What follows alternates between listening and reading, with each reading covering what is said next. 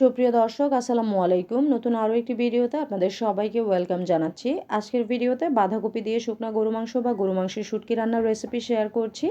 এই শুকনা গরু মাংসটা সাধারণত মাংসটাকে সামান্য কিছু মশলা দিয়ে সেদ্ধ করে তারপর রোদে শুকিয়ে তৈরি করা হয়, আর এটা বেশ অনেক দিন ধরে সংরক্ষণ করে খাওয়া যায়। যেহেতু এই মাংসের শুটকিটা তৈরি করতে পরিমাণে বেশি গরু মাংস লাগে, সেজন্য নর্মালি এটা কোরবানি দিয়ে তৈরি করা হয়, তবে চাইলে সারা বছরও কিন্তু তৈরি করে খাওয়া যেতে পারে। বাংলাদেশের বিভিন্ন এলাকাতেই কিন্তু এই মাংসের শুটকিটা তৈরি করা হয়।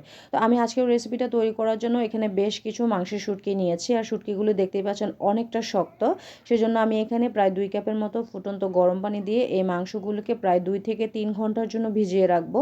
তবে কারো কাছে যদি সময় কম থাকে সেক্ষেত্রে আপনারা পানি দিয়ে সেদ্ধ করে নিতে পারেন, তাহলেও কিন্তু মাংসটা সফট হয়ে যাবে। তো প্রায় 3 ঘন্টা ভিজিয়ে রাখার পর পানিটা ছেঁকে মাংসের শুটকিগুলোকে আমি শিলপাটায় ভালো করে ছেঁচে নিয়েছি। আর দেখতেই পাচ্ছেন এগুলো কিন্তু একদম ছোট ছোট টুকরা হয়ে গিয়েছে। এরকম ছোট ছোট করে কেটে নিতে হবে বা ছেঁচে নিতে হবে।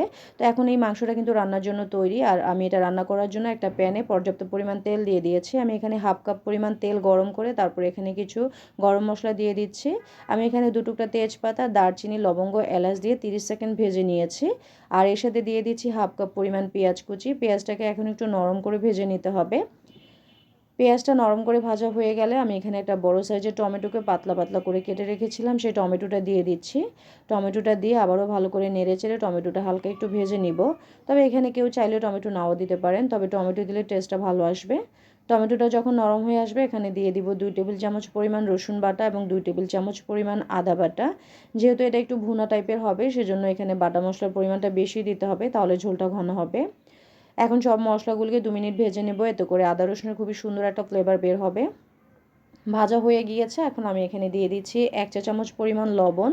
লবণটা যদি পরে লাগে সেক্ষেত্রে আবার অ্যাডজাস্ট করা যাবে।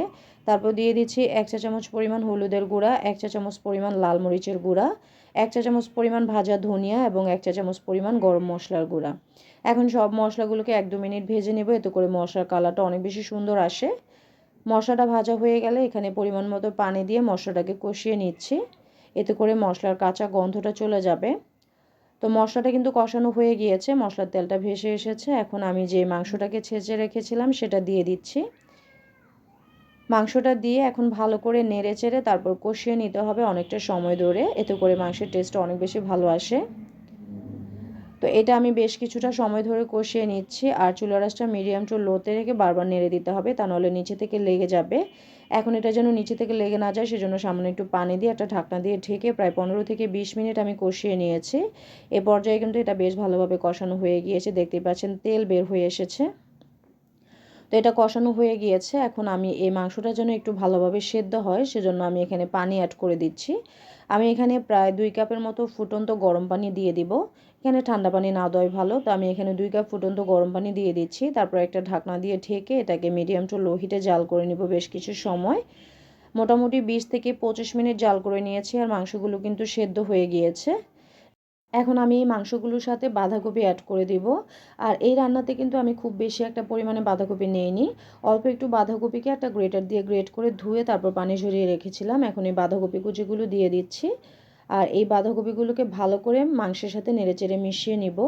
যেহেতু বাঁধাকপি সেদ্ধ হতে খুব বেশি একটা সময় লাগে না, সেজন্য এই রান্নার একদম শেষের দিকেই বাঁধাকপিটা অ্যাড করতে হবে। প্রথম দিকে বাঁধাকপিটা দিলে হয়তো বাঁধাকপিটা সেদ্ধ হয়ে গলে যায়, সেজন্য একটু শেষের দিকে বাঁধাকপিটা অ্যাড করে দিতে হবে।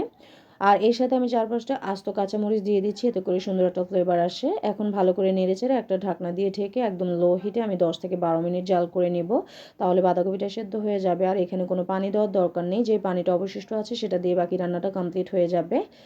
তো মোটামুটি 10-12 মিনিট একদম লো হিটে জাল করার পরে দেখতেই পাচ্ছেন বাঁধাকপিটা একদম সেদ্ধ হয়ে মাংসের সাথে কিন্তু মিশে গিয়েছে, বোঝাই যাচ্ছে না যে এখানে বাঁধাকপি দেওয়া হয়েছে। আর এর কালারটা দেখুন কত বেশি সুন্দর এসেছে, মাংসটাও অনেক বেশি সুন্দরভাবে সেদ্ধ হয়েছে। তো এর চেয়ে বেশি ঝোল আর রাখার দরকার নেই, বাকি রান্নাটা কমপ্লিট হতে হতে কিন্তু বাকি ঝোলটাও একটু শুকিয়ে যাবে। এ পর্যায়ে আমি এখানে দিয়ে দিচ্ছি 2 চা চামচ পরিমাণ ভাজা জিরা গুঁড়া। এই জিরা গুঁড়াটা দিলে খুবই সুন্দর একটা ফ্লেভার আসবে, আর জিরা গুঁড়াটা শেষের দিকে দিলে তরকারিতে জিরার একটা স্ট্রং ফ্লেভার থাকে, খেতে ভালো লাগে। এখন আরও 2-3 মিনিট জাল করে নিয়েছি, আর এই রান্নাটা একদম মাখা মাখা হয়ে গিয়েছে, আর এর কালারটা দেখুন কত সুন্দর এসেছে। এ পর্যায়ে আমি চুলাটা বন্ধ করে দিচ্ছি, আমার রান্নাটা কিন্তু কমপ্লিট হয়ে গিয়েছে।